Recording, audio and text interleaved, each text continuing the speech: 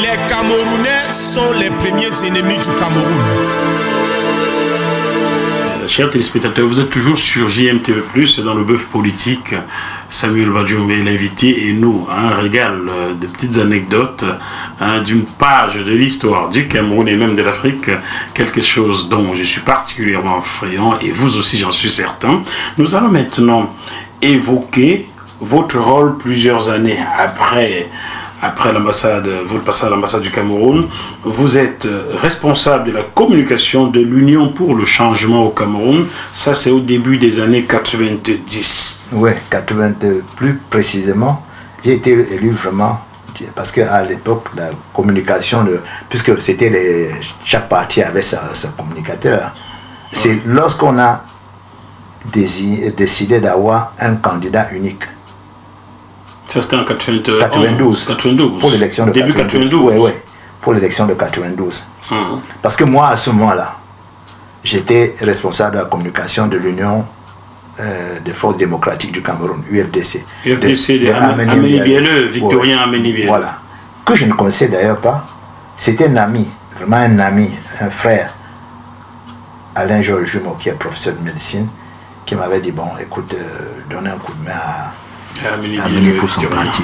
Donc j'ai accepté. Et comme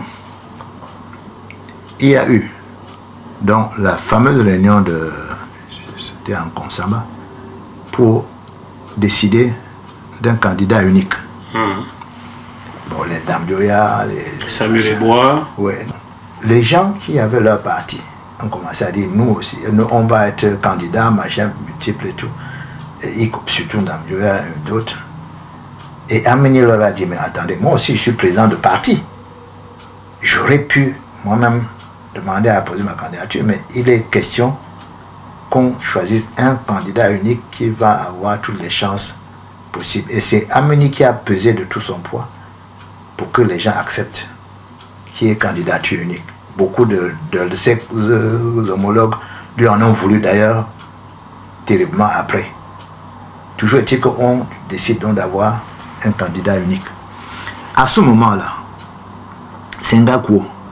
François Senghako, qui avait été vraiment le ministre, le puissant ministre de Paul Biya, voilà, etc., avait rejoint l'opposition. L'opposition dite radicale. Bon. Et puis les Ebois Samuel et d'autres. Pahaï, qui est un gars du Nord qui était enseignant à l'université, d'autres petits partis comme ça qui avaient rejoint l'Union pour le changement.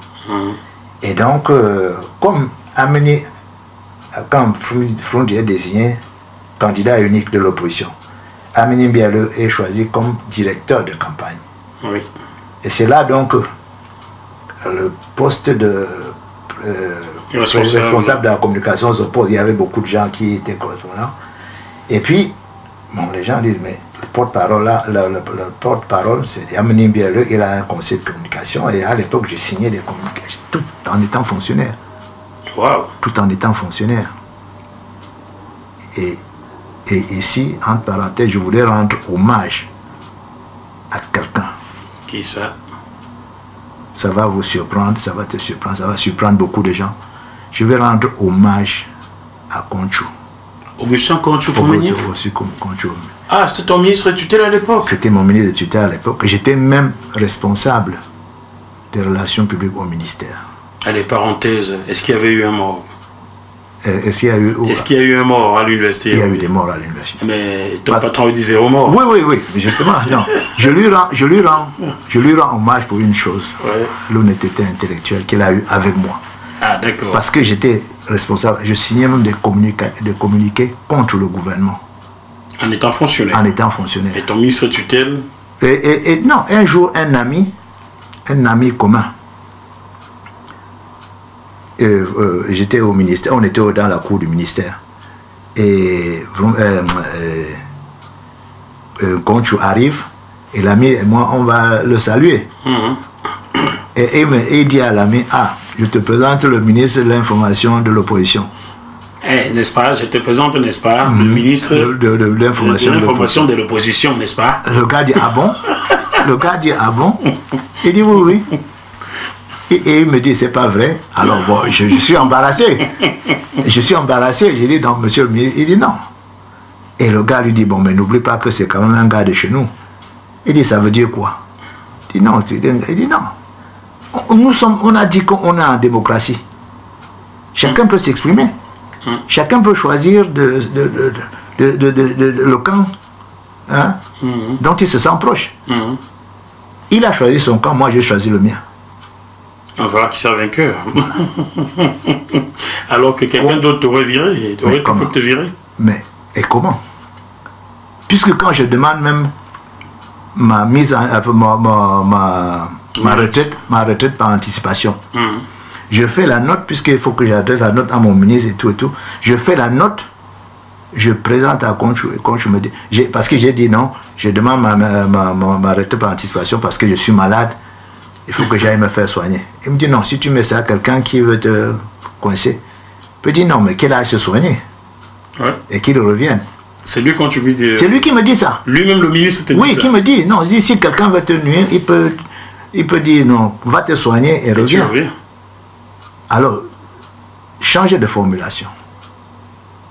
J'ai donc changé, dit bon, pour des raisons personnelles, machin, etc. Bon, il me dit bon, là, ça va. Je signe. J'ai dit oui, monsieur le ministre.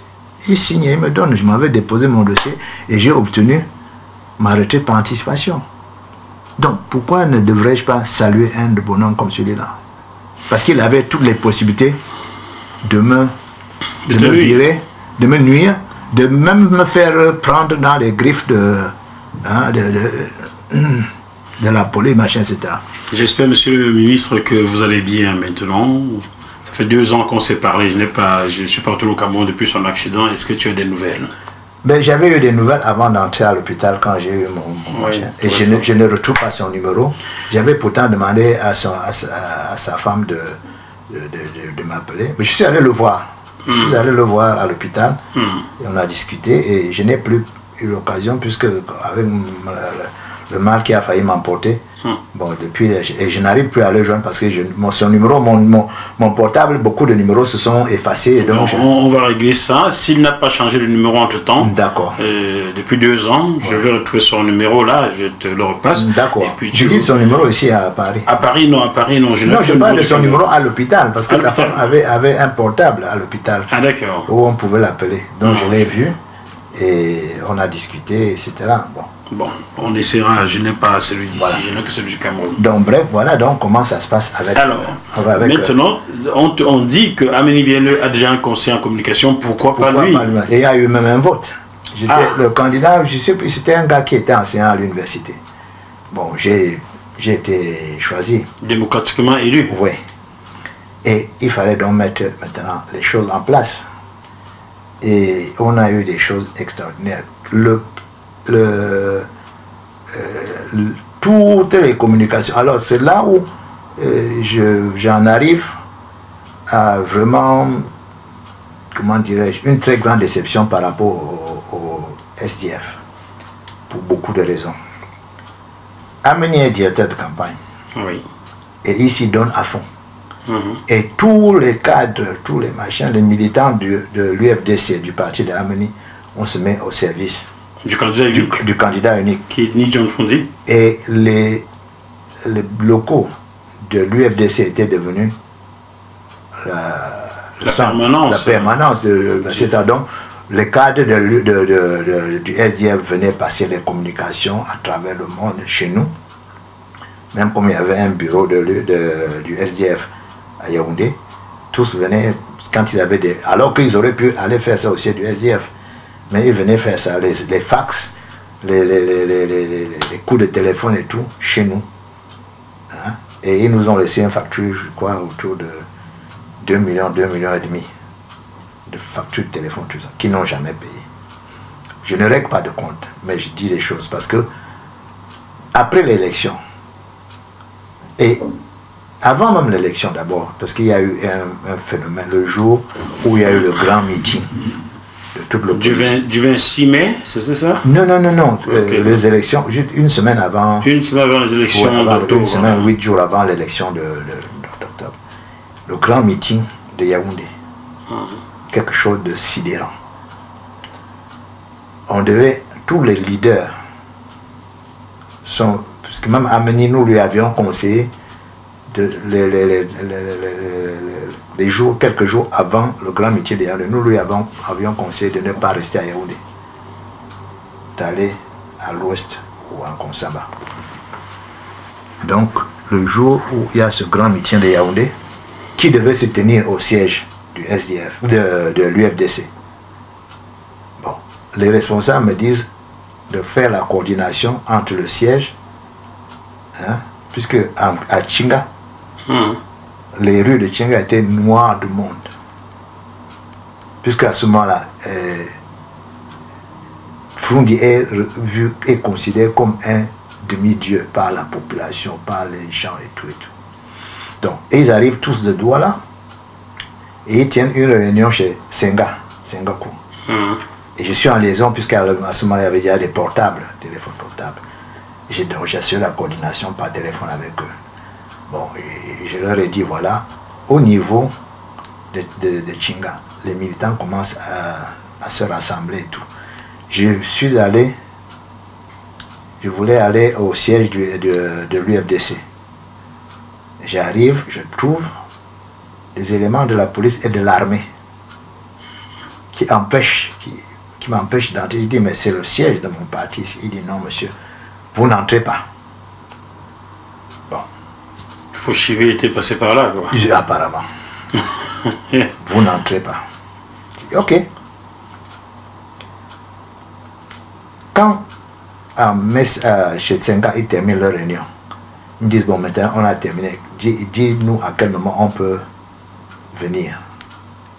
J'ai dit, bon, vous pouvez me venir maintenant, je vous signale simplement qu'il y a l'armée et la police qui interdisent l'accès au siège de l'UFDC. J'ai dit, bon, ils disent, on arrive. Ce programme vous est proposé par Deviseo Fret, spécialiste du transport international Afrique, Dom-Tom, Océan Indien. Retrouvez-nous sur www.deviseo-fret.com. Téléphone +33 139 85 14 23. Ils arrivent donc, ils garent leur voiture devant la clinique de Nzeta, clinique du château. À Messa, là. À Messa, oui. Oui, c'est-à-dire le carrefour où la route monte vers le palais de l'Unité. Une autre route va sur la nouvelle route de Bastos et l'axe central de... Mais c'est le grand carrefour de Tchinga, ça? Oui, le grand carrefour. On a dit Lonkac, mais c'est Tchinga? Non, Tchinga. Non, j'ai dit Lonkac. Non, non, grand carrefour de Tchinga. Là, on va souvent faire le parcours vite en cours. Oui, oui, grand carrefour de Tchinga. Pour les jeunes, le Tchobiam, on n'est pas loin de là. Le grand carrefour de Tchinga. Alors, parce que ceux qui étaient à la réunion m'ont dit, dis aux militants de ne pas s'agrouper. Il faut leur dire de circuler, comme des gens qui fassent des va-et-vient, parce qu'on ne sait jamais. On peut y avoir une agression ou machin, etc. Qu'ils marchent simplement comme si c'était... Alors j'ai donc fait le tour, j'ai dit aux militants, circulez, bougez, ne restez pas attroupés et tout. Donc, quand eux, ils arrivent, avec Frundi et machin, ils garent la voiture, les voitures à ce carrefour, parce qu'il n'y avait pas moyen de toute façon. J'ai vu un truc extraordinaire. Les mamans qui braisaient les poissons, qui faisaient les... Elles ont abandonné leur... Papa, yayato, papa, yayato. Papa, yayato. Ça dit qu'elles ont abandonné tout. Tout leur commerce, pour que la foule a vu Frundi avec moi. Ça dit qu'alors là, les gens sont sortis en masse. En masse. Je leur explique dans la situation. On dit, bon, voilà. Et on dit, on se présente vers l'entrée du siège de l'UFDC. Le gars dit, vous n'entrez pas. Frundi dit, il y avait un gars de l'armée qui, je crois, qui devait être anglophone. Parce que quand Frundi est parle, machin, il a émis un sourire, lui a parlé en anglais. Il dit, je suis le président du SDF, nous avons notre réunion ici, notre machin, etc. Au lieu de répondre, il a seulement fait 0. Alors, quelqu'un lance l'idée, je ne sais plus si c'était Frundi ou machin. Bon, mais allons, dans ces conditions, allons au siège du SDF. On dit, ah oui, c'est vrai. Donc, on dit, les gens montent dans leur voiture et on doit aller en cortège. Et le siège du SDF, c'est Elik Belibi, je ne sais pas si tu connais bien. C'est dans quel coin? En bas du mess des officiers. Ah, je vois. Le ministère de la Défense. Dans la route qui va comme ça vers Olezoa. Et la route qui monte vers le lycée Leclerc, vers le monument de la... Oui, qui passe devant l'ambassade de France, là. Ou non, l'ambassade de France est en contrebas. C'est-à-dire que la route qui vient de la poste. Ah, qui vient de la poste. Ouais, il y a la voirie municipale là. Voilà, la route passe là pour aller vers la garnison militaire et le monument. Voilà. Et une autre continue tout droit pour aller vers l'ambassade de France au Lézo là-bas. Ouais, voilà. Donc, les gens montent dans leur voiture. Frundi avait une 4x4. Il monte dans sa voiture avec ses personnes. Dans la deuxième voiture, c'est la voiture derrière la voiture Frundi, il y avait Sengako. Je ne me rappelle plus si Aman Adji, Garga Aman était, je ne sais plus si c'était lui qui était avec Sengako. Dans la troisième voiture, il y avait Aménie Bieleux, il y avait Pahaï, professeur de l'université, et il y avait moi, en voiture. Et voyant la situation, nos militants ont dit, puisqu'on vous a empêché de faire la réunion ici, ça veut dire que peut-être ils préparent quelque chose. Donc comme maintenant on veut aller au siège du SDF, n'ayez pas peur, nous on va vous protéger de nos corps. Et ils s'alignent le long des voitures. Ça dit plusieurs machins le long des voitures, d'autres même devant la voiture qui machin, etc. Et on se lance donc vers la ville. On a mis plus de 35 minutes pour partir de Chinga au Carrefour Wada. Plus de 35 minutes. Et au Carrefour Wada, alors le bruit avait déjà couru. Alors là, le Carrefour Wada était noir de monde. Noir de monde. Ça veut dire que vous faites 2 km, vous avez fait 35 minutes. Oui. C'était noir. Parce qu'on marchait au pas. C'est-à-dire que les gens, c'était là. On arrive au Carrefour La Primature. Oui. T'as dit de Warda pour là, c'est 1 km, peut-être même moins 800 mètres. Oui, oui. On arrive au Carrefour La Primature. La route qui remonte vers le commissariat central. Oui, je vois ça. Sa route est bloquée parce que le commissaire central a fait disposer des trucs, y compris les voitures blindées. Oui, qui distribuent, on appelle ça Mami Wata. Mami Wata qui veut, voilà, les voitures pour déverser. Il a bloqué la route qui monte au commissariat central. Qui monte au commissariat central. Il a bloqué cette route avec les gars, avec les camions qui citaient. Oui. Ils les ont bloqués. Mais vous pouvez continuer. Non, et nous, on nous dit, vous ne passez pas. Donc il a bloqué l'avenue du 20 mai. Il a bloqué, oui, voilà, oui. Il a bloqué, c'est l'entrée de l'avenue du 20 mai. Alors, nous sommes en démocratie là. Oui. On bloque. Et à un moment donné, je vois le commissaire central qui va vers le chauffeur d'un des camions citernes. De loin, je t'assure, je vois comment il dit au conducteur machin, écrase-moi ça, c'est-à-dire la voiture de Frundi. J'ai dit, oh non, c'est pas possible. Il dit quoi? J'ai dit, il est en train de dire d'écraser. Elle dit, mais comment tu... J'ai dit, je viens de voir à cette distance, j'ai pu lire sur écrase-moi ça pas. Et le gars a dit, mais monsieur le commissaire, c'est Frundi qui est là-dedans, c'est les machins, etc. Il sort son pistolet, il tape la croix sur le tige, j'ai dit, je t'ai donné l'ordre d'écraser ce machin-là. Le gars avance avec son camion lentement. Il coince la voiture de Frondi. Il veut pousser. La voiture résiste. Il recule. Et le commissaire lui dit, non. Et le commissaire dit, arrose-moi ça.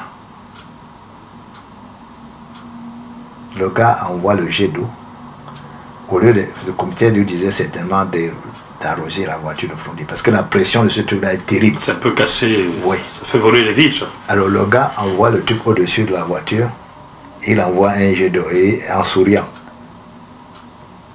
Et le commissaire central lui dit, je t'ai donné un ordre. Alors le gars recule pour maintenant foncer, machin. Le chauffeur de Frondi, par une esquive extraordinaire, on ne sait pas comment il a glissé comme ça sur le trottoir, et en roulant sur le trottoir, paf, il a disparu.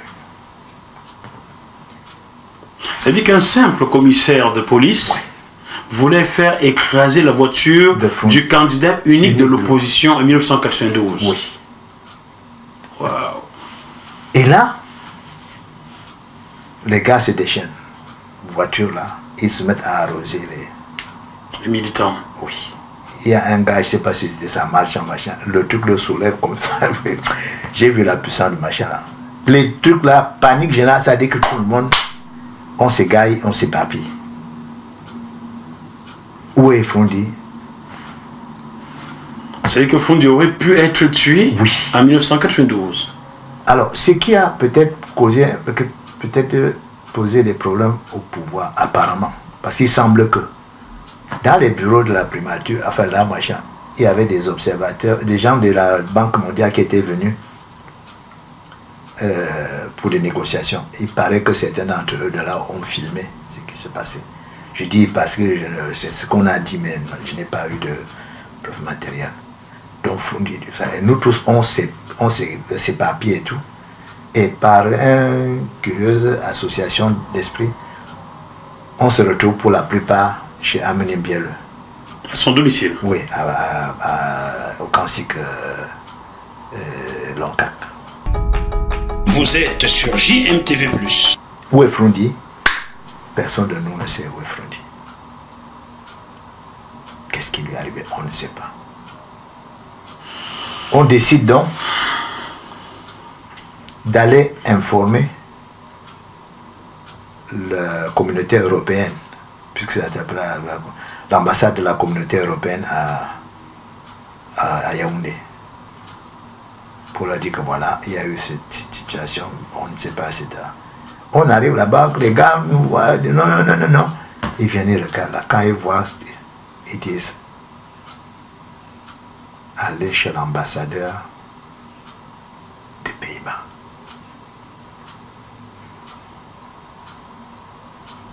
Bon. Non, il dit, ah, vraiment, mais après, non, on ne sait pas, ouais, monsieur Ameni, l'ambassadeur n'est pas là, machin, tout. On part donc tous, on se retrouve. À l'ambassade des Pays-Bas. Oui, invoque Volier. Volier, oui. Quand nous arrivons, le portail est entré, on s'est engouffré, machin, etc. Et on est resté là, on a fait un peu le bilan. On nous a servi des petits gâteaux, des machins à boisson et tout. Puis au bout d'un moment, on s'est dit, bon, on va faire un peu le point de la situation. Et Frondi qui dit non, malgré tout, machin. Frondi, il était donc. Oui, c'est là que les gars nous disent qu'il est machin. Ah, donc quand on vous dit aller à l'ambassade du Pays-Bas, oui. C'est parce qu'on sait qu'il est là-bas. Frondi était là-bas. Donc, on nous dit, ah, voilà. Il dit, la journée, malgré le chèque, donc nous n'avons pas pu. Mais c'est très positif ce qui s'est passé aujourd'hui, parce que le peuple a vu tout ce qui s'est passé. C'est une bonne chose pour nous. Les élections se passent. Ameni Bieleux, oui. On l'arrête. Après les élections? Oui, après l'élection, oui. Tout de suite après l'élection. Je sais qu'on l'avait arrêté. On l'arrête. On l'arrête. Pour quelle raison? Apparemment, le pouvoir le considérait comme le plus dangereux de toute la bande. Puisqu'il avait travaillé au service avec Kamé Samuel, du temps d'Aïdjo. Oui, à quel service pour ça? Tu sais qu'il avait créé un truc à la présidence pour la formation militaire. Les populations militairement et tout. Et Aménie, qui avait fait des études, était dans cette équipe. Il a fait des études de quoi, Amélie? De droit, je ne me rappelle même plus. Bon, c'était un peu son domaine. Alors, là où je commence à me poser des questions sur l'ingratitude du SDF, c'est que le bruit a couru que le président Bill Clinton avait invité Frondi aux États-Unis. C'est vrai, j'avais vu les images. À côté de la voiture de Nelson Mandela, il y avait une autre voiture floquée, ni John Frondi. Bon, voilà. Donc, il était invité. Et les autorités américaines lui avaient offert l'invitation pour 5 personnes.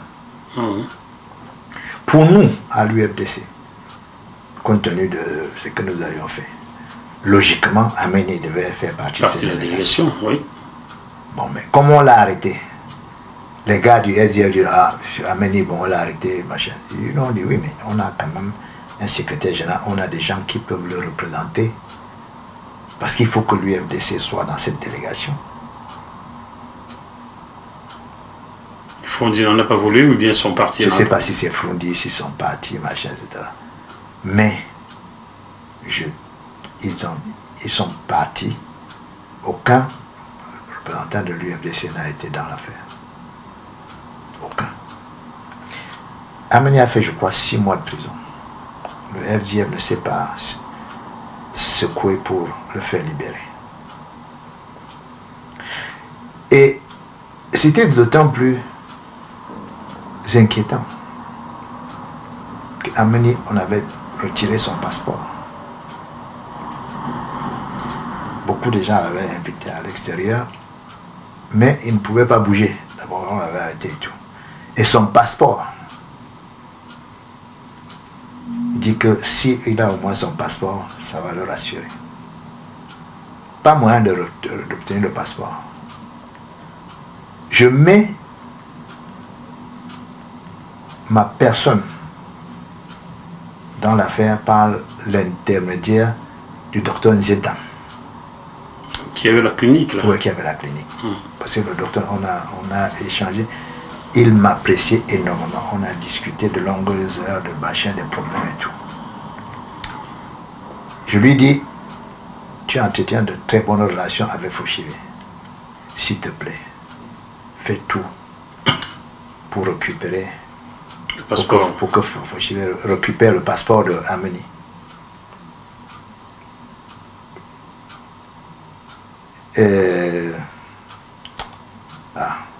Foshivé lui dit après que quand j'ai posé la question simplement au passeport, on m'a dit ne te mêle pas de ce dossier.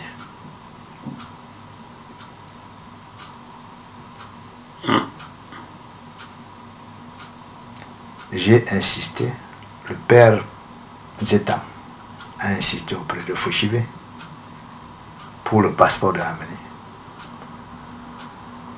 Foshivé dit pour aller encore. On lui a dit, mais pourquoi ce dossier t'intéresse? On t'a dit de ne pas t'occuper de ce dossier. On a répondu cela à Foshivé. Oui. D'après ce qu'il a dit au père Zetam. Donc on t'a dit de ne pas t'occuper de ce dossier. C'est nous qui gérons ce dossier-là. Nous, c'est-à-dire la présidence. Et Aménie a passé ces 6 mois, etc. Du coup, moi, j'ai commencé à me dire, ces histoires-là,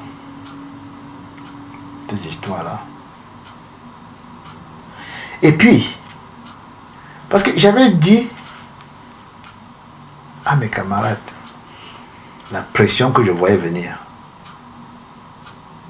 Et c'était un phénomène parce qu'il y a des gens qui apportaient, parce que Frondi, le SDF a eu des dizaines, peut-être même des centaines de millions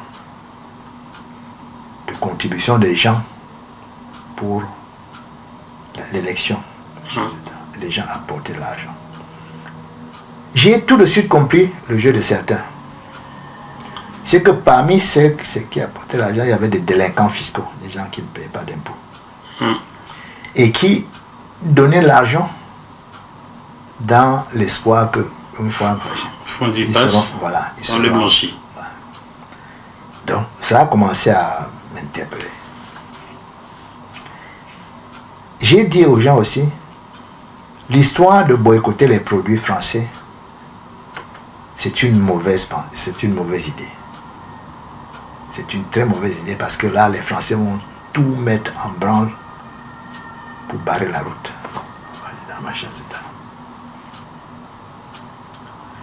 Je voyais les gens venir, machin, les pressions, les gens qui viennent, tout ça. À un moment donné, se retrouver peut-être à 50, 100. Des gens, j'ai dit, mais comment? Tous ces gens-là, c'est des candidats au poste de ministre. Puisque tous ceux qui viennent là, c'est pour dire que non, nous étions là, alors que nous avons fait tout le travail. Ameni a fait un boulot fou. Et je te dis que le téléphone, avec tout l'argent que le SDF a reçu, le téléphone même, c'est moi. Je dis, on laissé peut-être entre 1,5 million et 2,5 millions, je ne me rappelle plus très bien le chiffre, qui nous ont laissé facturer un payé de téléphone. Ça nous a créé des problèmes terribles. Et j'ai dit, avec tous ces gens qui viennent là, ce qui m'inquiète, c'est que c'est des candidats, plus de 200, 300 personnes. Est-ce que si même il gagne, il va nommer 200, 300 ministres? C'est des gens comme ça qui sont souvent dangereux parce que la déception, et d'abord ceux-mêmes qui viennent là, est-ce qu'ils sont sincères? On m'a dit machin, bon, j'ai dit ok. Alors, est-ce que durant les 6 mois de séjour d'Ameni Biéle en prison, John Frondi lui a rendu visite? Non. Est-ce qu'il a essayé avant d'être rétorqué? Je ne peux pas te dire. A-t-il envoyé des messages à Ameni Biéle durant les 6 mois? Je ne peux pas te dire, mais je pense que non. Non, je pense que non, parce que je t'ai dit, nous-mêmes, qui étions les cadres de l'UFDC, moi, je n'ai pas souvenir qu'un responsable m'ait approché ou ait approché mes camarades pour dire, voilà, on s'est fait. Donc, pour toi, John Frondi avait lâché Ameni Biéle alors?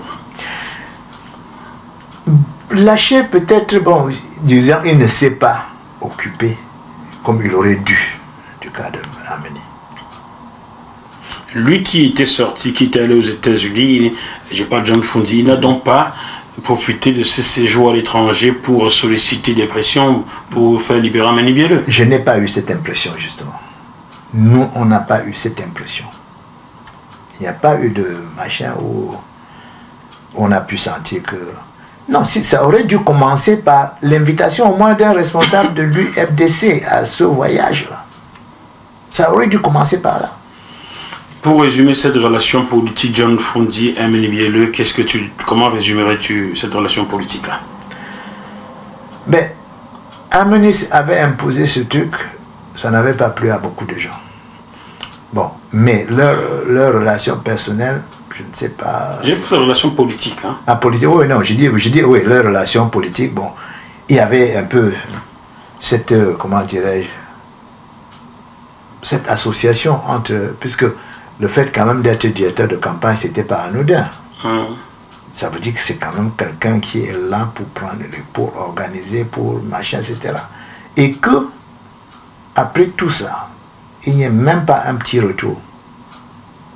Je ne pense pas que les relations étaient très bonnes. Pour toi, est-ce que John Frondi est quelqu'un de reconnaissant, tout simplement? Vraiment le plus simple possible? Non, je ne dirais pas ça. Parce qu'avec ce qu'il a fait dans le machin, j'ai pas apprécié. En tout cas, moi, je suis très direct dans j'ai pas apprécié. Il peut peut-être par ailleurs être quelqu'un de reconnaissant de machin, tu vois, mais en ce qui me concerne, le jugement que j'ai porté dans ce cas précis, moi, ça ne m'a pas rassuré, ça ne m'a pas convaincu. Merci à GMTV+. Continuez de donner la parole à ceux à qui on la refuse.